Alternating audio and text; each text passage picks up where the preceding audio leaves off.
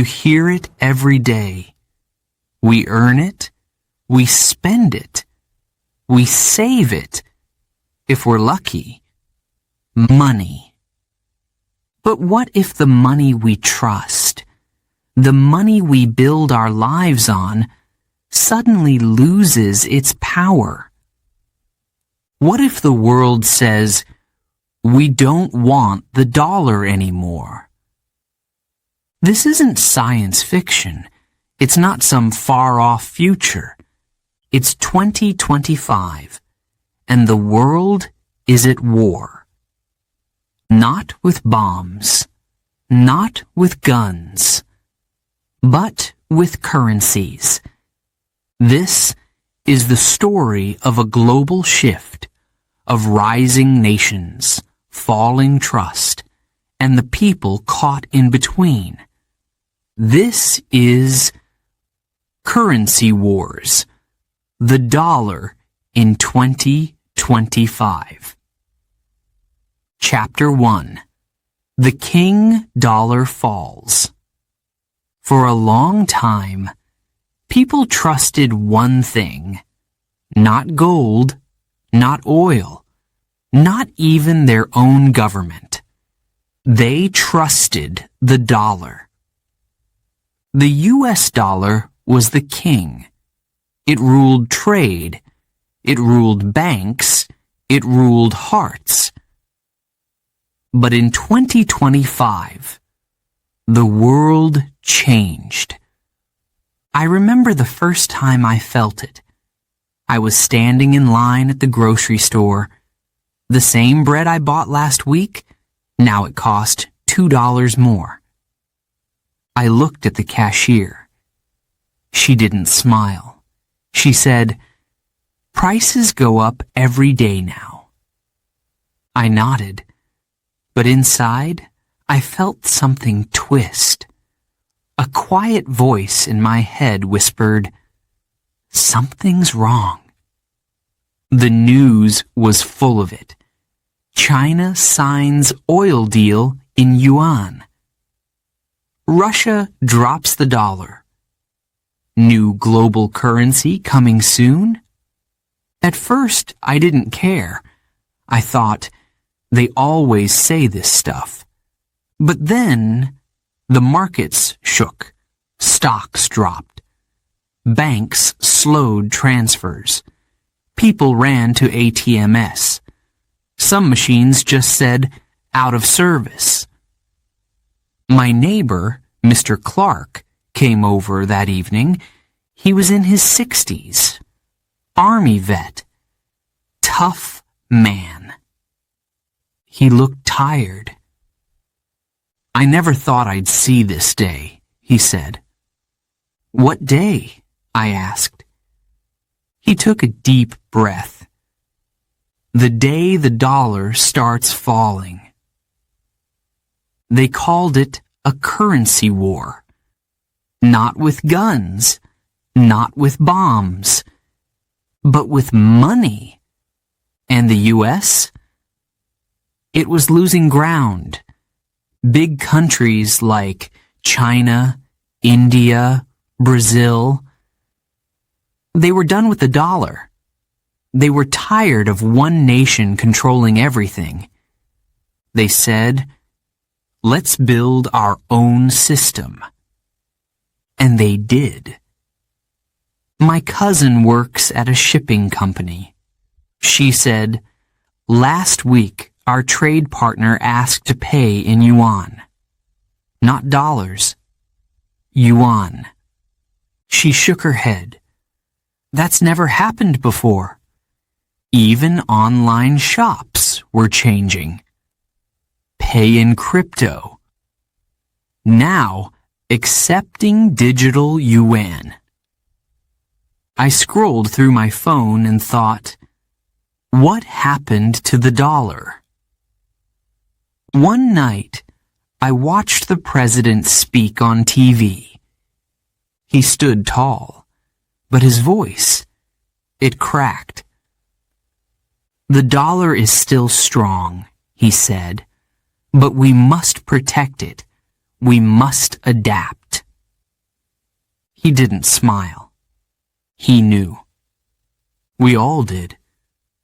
I sat in the dark that night.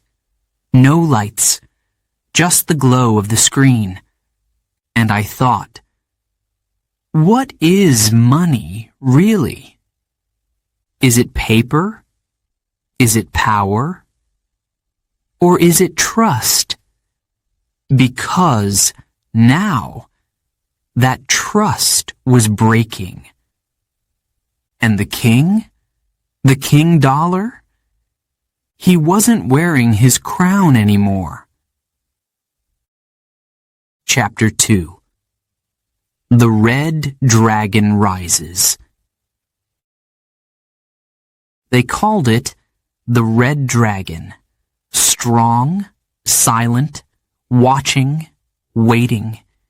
And then, in 2025, it moved. It started with a headline. China signs oil deal with Saudi Arabia. In yuan. Not dollars, not euros. Yuan. I stared at my phone. What does that mean? I asked myself. But deep inside, I already knew. The dragon had woken up. China didn't shout. It didn't brag. It made quiet moves. One by one. New trade deals, new banks, new apps to pay in digital yuan. They called it the ECNY, and they said, it's the future. I watched a video online. A woman in Kenya bought a phone. She didn't use cash. She scanned a code and paid in yuan. Just like that. The seller smiled. Fast payment. No extra fees. No dollars needed. My uncle, a businessman in Argentina, called me. You won't believe this, he said. We just signed a deal with China. That's good, right? I asked. Yes, but they want us to use yuan. He paused. Not dollars. He sounded confused, worried, excited, all at once. The Chinese president gave a speech. He stood in front of a giant red flag. The world is changing, he said. It is time for fairness in money. Time for the yuan to rise. People clapped, loud and long, but others, they stayed quiet. In Washington, leaders looked nervous. The dollar was being pushed aside, slowly, quietly, like a shadow crawling across the floor. Some people cheered for China. Finally, a new power. No more control from the West. But others were afraid. What if China watches every payment? Do they want control? Can we really trust their system? One day, my friend Maya called me. She works in tech. Smart, fast-talking. They're offering me a job in Shanghai, she said. Big money, big future. Will you take it? I asked. She laughed. I don't know. It feels like the world is spinning. East, not west. That night, I couldn't sleep. I opened a world map on my wall. I looked at the countries joining China's plan. Russia, Brazil, South Africa, even small ones like Laos and Serbia. I whispered, What's happening? The dollar was still here, but now it had a rival, a red rival. Digital, global, hungry. The red dragon had risen, and it wasn't going back to sleep. Chapter 3. BRICS and the Secret Plan. It began behind closed doors. No cameras, no press. Just 5 countries, 5 powerful voices, and one plan. BRICS. Brazil, Russia, India, China, South Africa. At first, the group was just for talks, trade, growth, peace. But in 2025, something changed. They didn't want to just talk anymore. They wanted to build. Late one night, I watched a leaked video. A reporter whispered over the sound.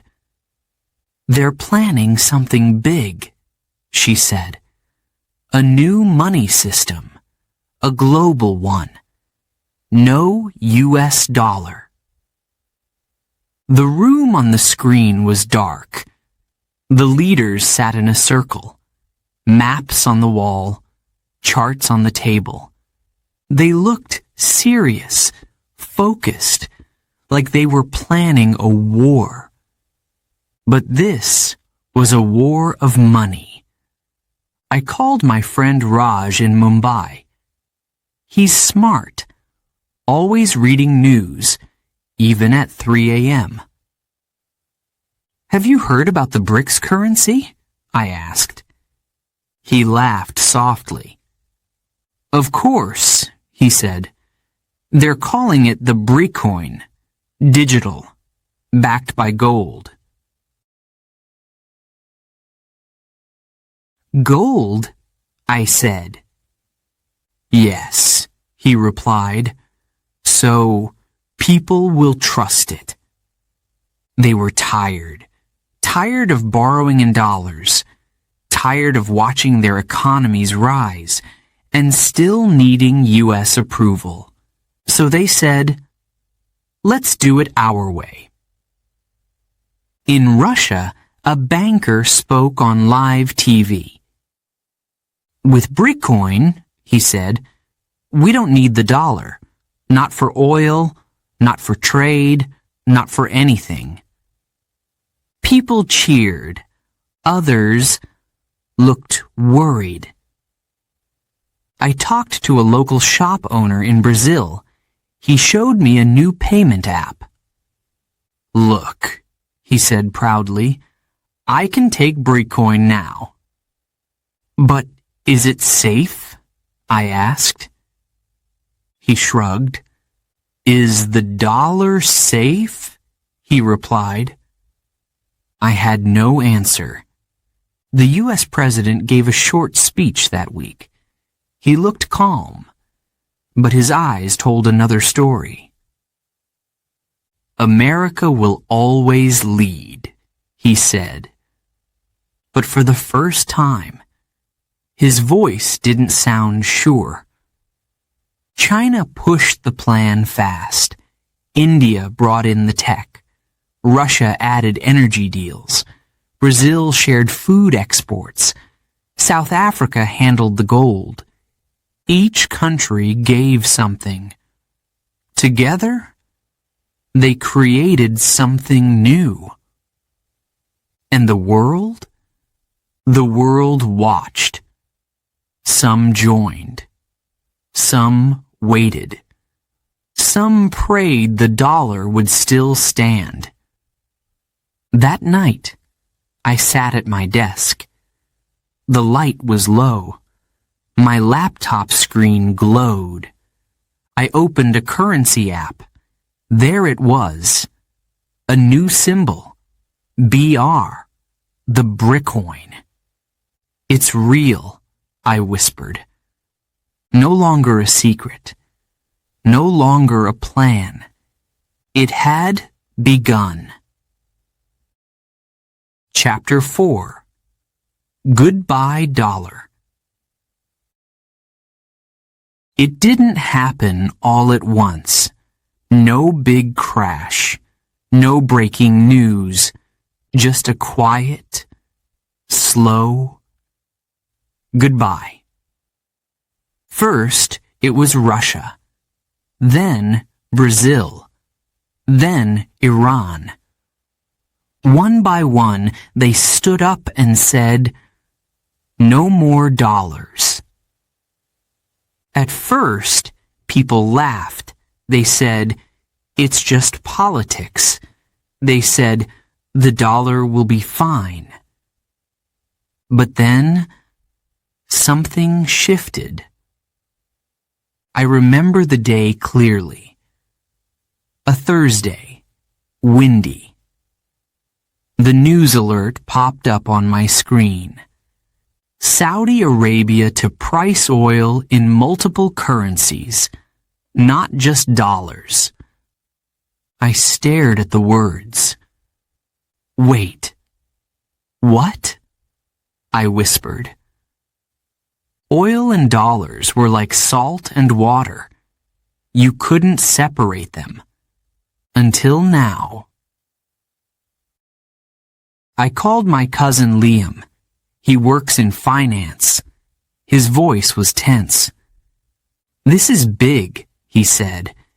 "If oil moves away from the dollar, everything changes." "Will it crash?" I asked. "No," he said. "Not crash, but the world is rewiring itself." The word spread fast. De-dollarization. It sounded like a warning, or a spell. Countries were switching. Some used Chinese yuan. Others chose Bitcoin. A few even turned to Bitcoin. One leader said it clearly. "We want freedom. If we use dollars, we follow their rules. We want our own path." Even U.S. allies looked around. South Korea, Turkey, even France. They didn't leave the dollar, but they looked at the door. My friend Elena owns a small store. One morning, she showed me her invoice from a Turkish supplier. "They're asking for payment in euros now," she said. "No more dollars." She looked tired. I don't know what to trust anymore. Every day I saw the signs. Airlines changing prices, banks offering new exchange options, news stories with headlines like, "The End of Dollar Dominance? A New Financial Era?" The market shook. Stocks jumped like scared birds. People rushed to buy gold and crypto, anything that felt safe. The dollar was still here, but it was standing alone. I asked my father, "Did you ever think this could happen?"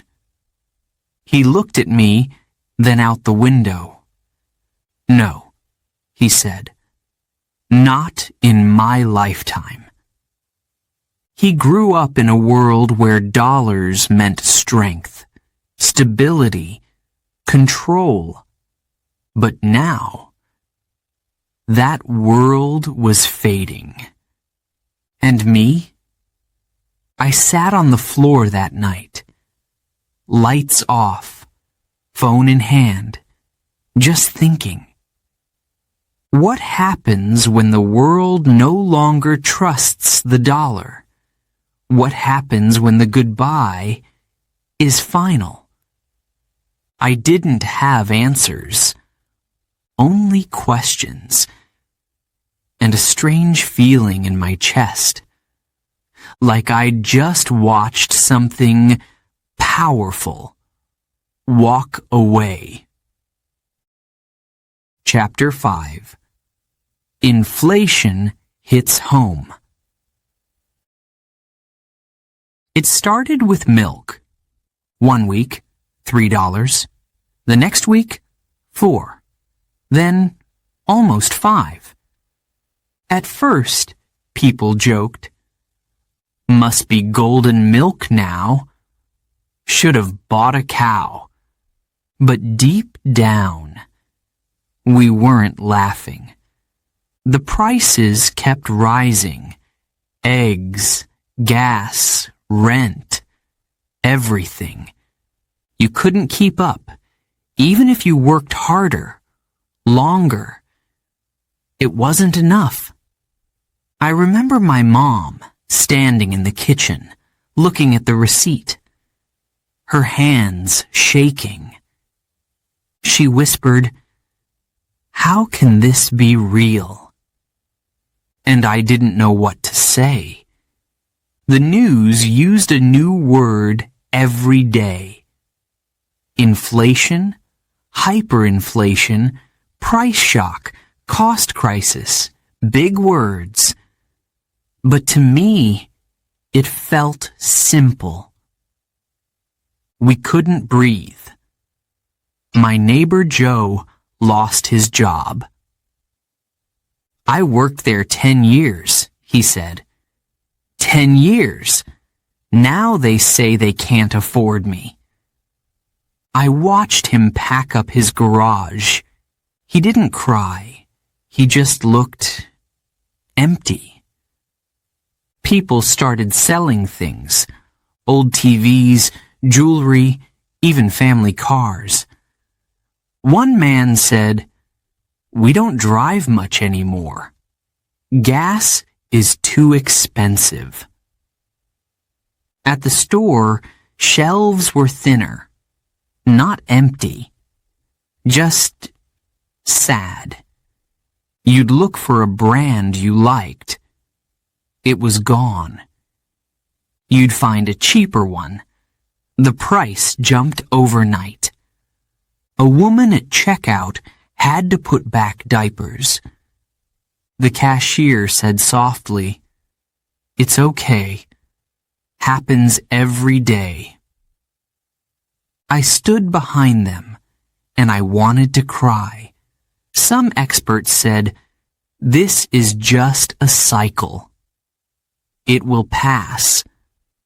But others whispered, "This isn't normal. This is the end of something." People looked for someone to blame.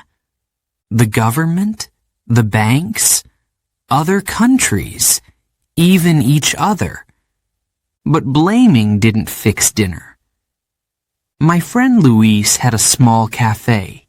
He tried everything. New menu, smaller portions, less staff. Still, he closed. He hugged me on his last day. "I gave it everything," he said, "but everything wasn't enough." Even kids felt it. A little girl told her teacher, "My mom says we can't buy birthday cake this year." Her voice was calm, but the whole room went quiet. I walked through my neighborhood one evening. Lights off in windows, signs that read, "For sale," or worse, "Closed." I thought about my dad's stories of strong paychecks, cheap groceries, hope. And I whispered, "Where did all that go?"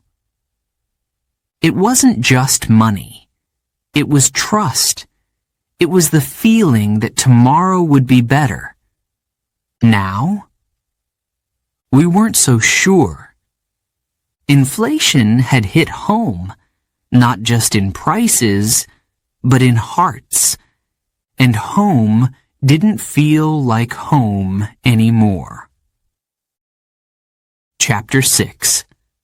Digital Dollars, Digital Dreams. The ad came on TV. Bright colors, happy music. A voice said, "Welcome to the future. Say hello to the digital dollar." It looked smooth, clean, easy, one tap, one scan, one digital wallet. No paper, no coins, no lines at the bank. They called it safe. They called it fast. They called it smart. But I just stared at the screen and thought, is this real? Is this good? The U.S. needed a plan. People were losing faith. So the government said, let's go digital. Let's rebuild trust. They promised it would be simple. No more lost checks. No more fees. No more waiting. Just tap and done. My sister, Ava, was the first to try it. She showed me her phone and smiled. "Look," she said, "paid my rent in 2 seconds." "Nice," I said. "But what if your phone dies?" She laughed. "Then I'm broke." We both laughed. But inside, I wasn't sure it was funny. At first, people loved it. No need for cash. No need to carry anything. Even Grandma could use it. But then came the questions. A man on the news said, "If the government controls the digital dollar, can they watch everything we buy?" A woman added, "What if they freeze your money? What if they turn it off?" Some people trusted it. Others were scared. One friend told me, "They say it's freedom, but it feels like a cage." I saw a protest downtown. Signs said, "Cash equals freedom." "Don't track us. Digital isn't always better." But across the street, another sign read, "Old money, old problems." My grandpa refused to switch. "I like paper," he said. "I see it. I feel it. I know it's mine." I couldn't argue with that. But life was changing fast. Jobs paid in digital dollars. Bills had to be paid online. Stores said card or phone only. Cash? Not welcome. I downloaded the app. I had no choice. I stared at the screen. My balance, $148. No wallet, no coins, just numbers in a box. And I thought, what is money now? One night, I saw a headline. Glitch freezes digital payments for millions. People couldn't buy food. Gas stations shut down. Phones lit up with panic. For a few hours, the world just stopped.